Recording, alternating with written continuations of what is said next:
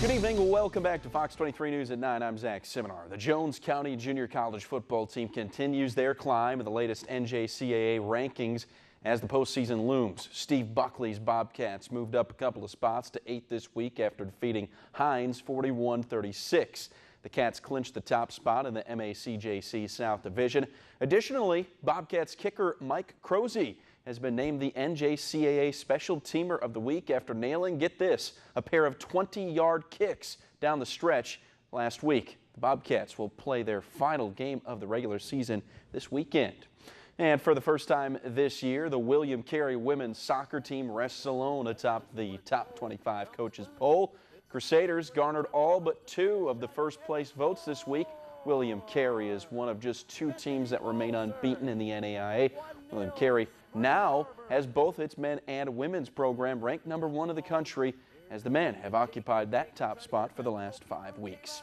Penk Pikakul collected his second top 5 finish of the fall by shooting 12 under par to tie for 3rd at the Quail Valley Collegiate on Tuesday. Sophomore Garrett Johnson shot a career best 68 to lead MSU on the final day as the team fired a 11 under 277 on Tuesday, which put them at 21 under for the tournament to play 6th. South Florida took first place by a wide margin, firing a 44 under for the event, while Southern Miss finished dead last at 1 over. Walker Kesterson was a lone bright spot for the Eags, firing a 71 yesterday to come home in a tie for 33rd. State will enjoy the next 4 months off before resuming play in February. The Golden Eagles close out their season this weekend at South Alabama. The New Orleans Saints will release former starting cornerback Sterling Moore. 27-year-old has been a valuable fill-in for the Saints the last year when their secondary was ravaged by injuries, but there's been fewer opportunities this season as the 5'10" Moore has only been active in 2 games. He started 12 games for the Saints last year and tied for the team lead with 2 picks. He started 31 games in a 7-year career between 4 different franchises. MRI results have come back on the left knee of Pelicans big man Anthony Davis. Prognosis seems pretty good. Davis exited just 5 minutes into the Pelicans' Tuesday night loss to Portland, though it wasn't exactly clear when the All-Star got hurt. It appeared as if Davis tweaked his knee while battling for position with Portland's Mo Harkless, then later aggravated it while going after a long rebound. Davis is considered day-to-day.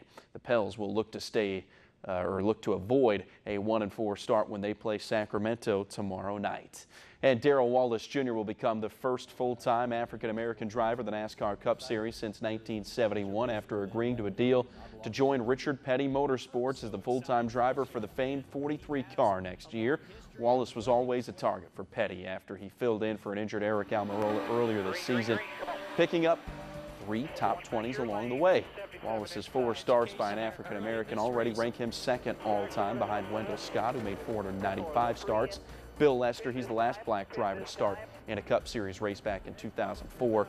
24-year-old Alabama native has 6 career wins in NASCAR, all of those coming in the Camping World Truck Series. He'll replace Almirola, who's expected to head to Stewart Haas Racing and take over for Danica Patrick in the 10 car.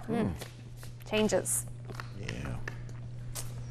Hey, what did you think about that baseball game cutting out one of the shortest games ever? You bring that up, and we had the story about how long the games were, and then it was literally an hour and 2 minutes shorter than the average game this postseason.